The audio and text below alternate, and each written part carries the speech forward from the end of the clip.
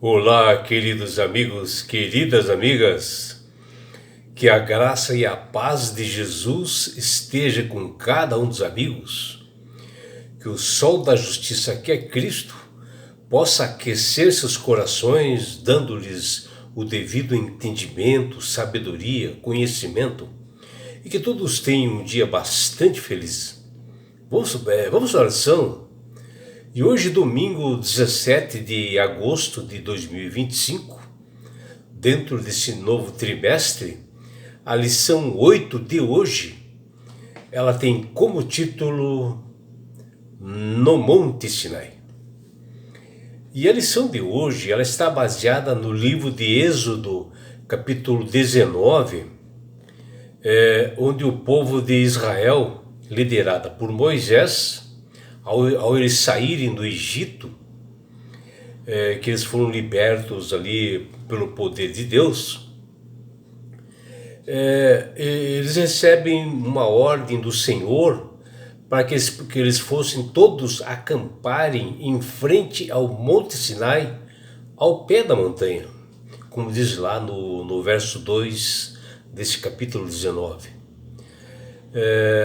E ali eles estavam assim bastante ansiosos, né, para que ouvissem, né, esse convite feito por Deus, ao saberem, né, que pela primeira vez Deus iria falar assim, eles ouvirem a voz do Senhor, porque anteriormente eles estavam ouvindo a mensagem de Deus através de profetas, né, de sacerdotes, mas que agora eles iriam ouvir a voz do Senhor. E Deus, com grande amor, nesse momento, queria fazer uma aliança com o povo de Israel.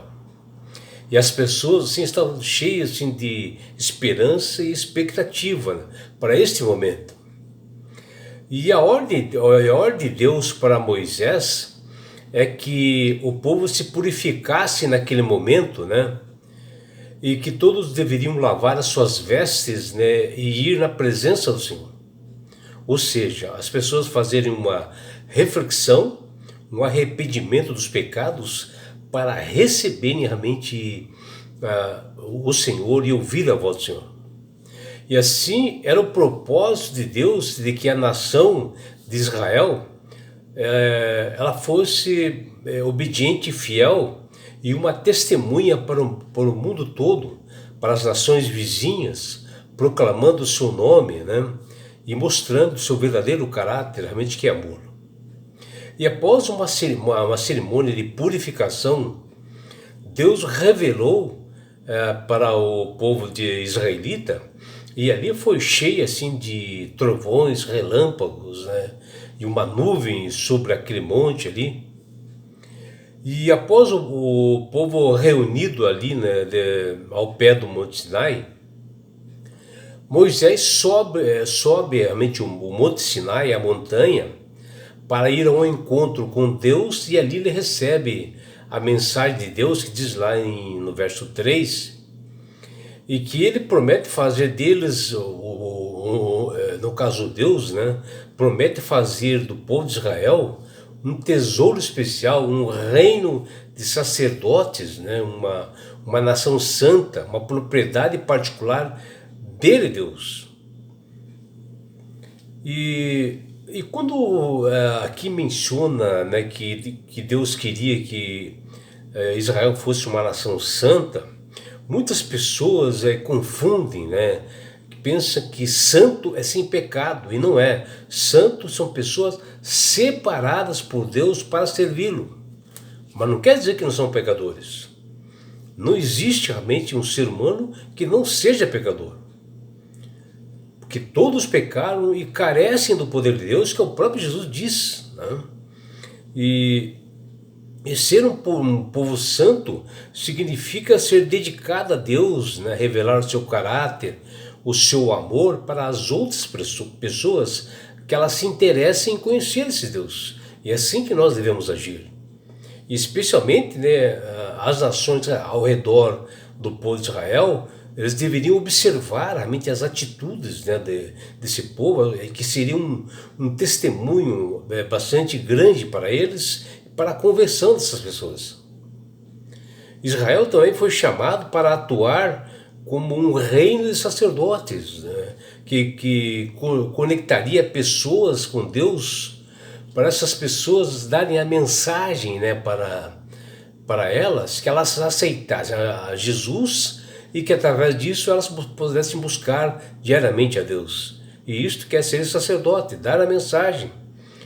E assim nós podemos assim levar as pessoas, né, para que elas possam fazer a vontade e o querer de Deus e que elas conheçam os estatutos e mandamentos de Deus.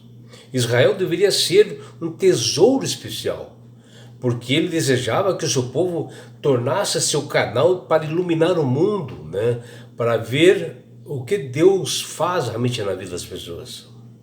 E essa aliança foi o estabelecimento, né, legal desse relacionamento entre Deus e o seu povo. E a forma geral da aliança, com algumas variações de textos, nós podemos observar nas Sagradas Escrituras, principalmente ali em Jeremias capítulo 31, versículo 33, podemos ver ali também Êxodo 6, 7, Levítico capítulo 26, versículo 12, onde Deus, aqui ele diz, ó, eu serei o Deus deles e eles serão meu povo. Você já imaginou isso, né? Ou seja, um povo separado. Realmente Deus realmente resolveu amar um povo pecador. E o Monte Sinai também ele é conhecido assim, por alguns estudiosos como Monte Horebe, né? Que ele fica assim na península ali do Egito, na parte sul. É uma região assim montanhosa e desértica, e que ela separa o mar Mediterrâneo do Mar Vermelho. É o mesmo lugar onde hoje, né, estão instalados ali os palestinos, né, e aquele grupo terrorista Hamas, e onde há aquele conflito ali com o país chamado Israel. O Monte Sinai era um lugar histórico e bíblico, pois foi ali que Moisés recebeu as tábuas da lei, das mãos do Senhor, e escritos pelo seu próprio dedo, né, pelo dedo do Criador, que escreveu nas tábuas de pedra e entregou realmente para Moisés. E é considerado ali o Monte Sinai, hoje ainda, um lugar sagrado pelas religiões, tanto evangélica como islâmico, né, ou muçulmano. Eles reconhecem ali que é um lugar sagrado ali. E o Monte Sinai, ele tem uma altitude de 2.285 metros, e ele chama a atenção assim, de curiosos do mundo todo. Esse monte ele é composto assim, bem no pico, bem no alto, de granito, né, que ele reluz assim à noite quando o sol se põe. E o povo israelita foi conduzido pelo seu líder maior, escolhido por Deus, chamado Moisés, que eles deveriam ir até a terra prometida. E Moisés foi escolhido para isso. Porém, conforme as ordens de Deus, eles deveriam ali, mais ou menos um pouco mais da metade do caminho ali entre o Egito e a terra prometida, e ali eles iam ficar em frente a esse Monte Sinai para que Deus pudesse fazer uma aliança, ou seja, fechar um contrato entre Israel e Deus. E ali Moisés recebeu a tábua dos 10 mandamentos, ou conhecido decálogo, né? E assim o líder dos israelitas se encontrou com Deus por inúmeras vezes ali, que é mencionada lá em Êxodo capítulo 3, versículo 1, Êxodo capítulo 19, versículo 2, e também Êxodo 24, 18. E esses encontros era para justamente receber as orientações de Deus como ele deveria liderar esse povo rebelde. E esse lugar, parece que Deus escolheu assim como um lugar especial para falar com várias gerações, porque muitos anos depois, Elias, ele teve um encontro com Deus ali naquele mesmo lugar que diz lá em 1 Reis 19:8. E o Monte Sinai também foi o local em que Deus falou com Moisés para comandar o povo de Israel pela primeira vez, que está lá em Êxodo 3, versículo 1-10. Quando Moisés levou as ovelhas ali do seu Jétro, né, aconteceu esse encontro, né, para que ele estava assim pastando as ovelhas ali no Monte Sinai, e ele viu assim, uma sarça ardente que não consumia, e foi nesse local que Deus fez o primeiro convite, né, para Moisés ser o libertador dos israelitas, tirá-lo da escravidão do Egito. E nesse momento desse encontro pela primeira vez com Deus, Moisés estava assim receioso, né? Porque ele seria assim um tipo de Cristo, né? Um libertador. Mas a resposta de Deus para as dúvidas de Moisés bastaram quando Deus diz a ele: eu serei contigo, que está lá em Êxodo 3:12. E assim ali é a promessa de que o próprio Deus o conduziria nessa caminhada difícil, e que ele deveria acreditar e ser o suficiente para isso. E é belíssimo observar que a Bíblia diz que Deus disse mais para Moisés, que diz lá em Êxodo 3:14, e depois disse Deus, falou ainda mais, né? Que está lá em Êxodo 3:15. Ou seja, era um Deus sempre conversando com seu líder Moisés e o orientando. Deus queria colocar no coração a certeza, a convicção da tarefa, da missão, do compromisso que deve ser circuncidado no coração. E nesse exato local, no Sinai, Deus informa a Moisés da responsabilidade que ele deveria adorar ao Senhor e levar o seu povo a fazer o mesmo, junto com esse povo de Israel que haviam chegado de frente ali ao Monte Sinai.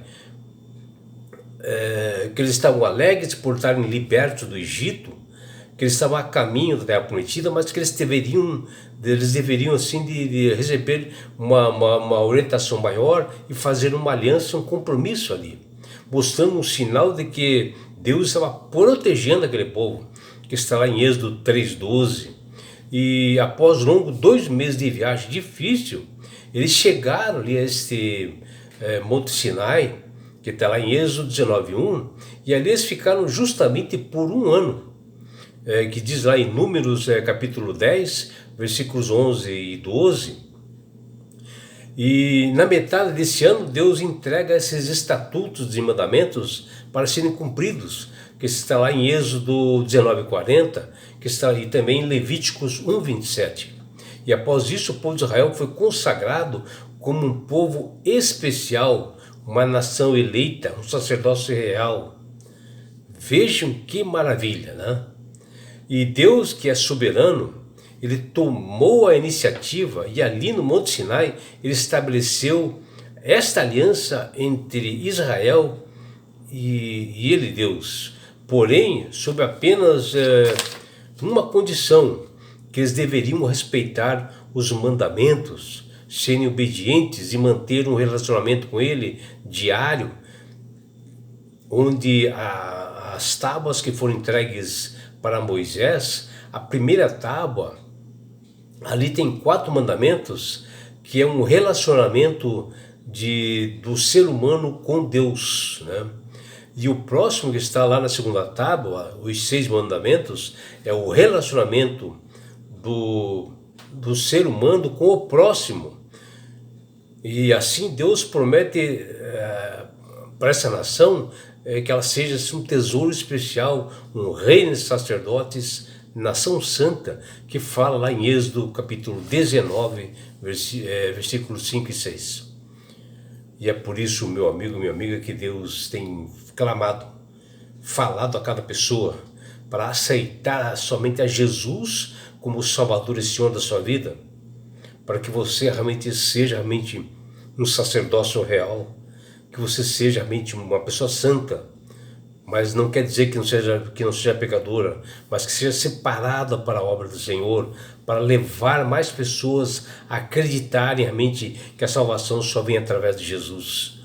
E quando você aceita verdadeiramente a Jesus como Salvador e Senhor da sua vida, obedecendo os seus estatutos e mandamentos, e principalmente o quarto mandamento, você passa a ser uma pessoa sábia, uma pessoa que sabe manusear bem essas escrituras, porque o Espírito Santo começa a atuar na sua vida. E assim, quando você aceita Jesus honestamente, sinceramente, você ganhará de Deus um grande presente que chama-se salvação. E com isto, na grande volta de Jesus a este mundo que está se aproximando, Jesus, ele levará você, seus filhos, sua família e todos nós para as mansões celestiais. Você estará no lugar onde não haverá mais morte, mais dores, mais aflições, não haverá mais perseguições. Você estará no céu. Você participará da grande bodas do Cordeiro, do casamento, da união do noivo Jesus com a sua noiva, a igreja, que somos nós, numa grande festa. E você terá essa oportunidade para você estar assim, ó, face a face com Jesus. Já imaginou? Sabe por que Deus quer fazer isto com você, minha amiga? Com você, meu amigo? Porque Jesus te ama. Abraços do seu amigo João Carlos Amorim.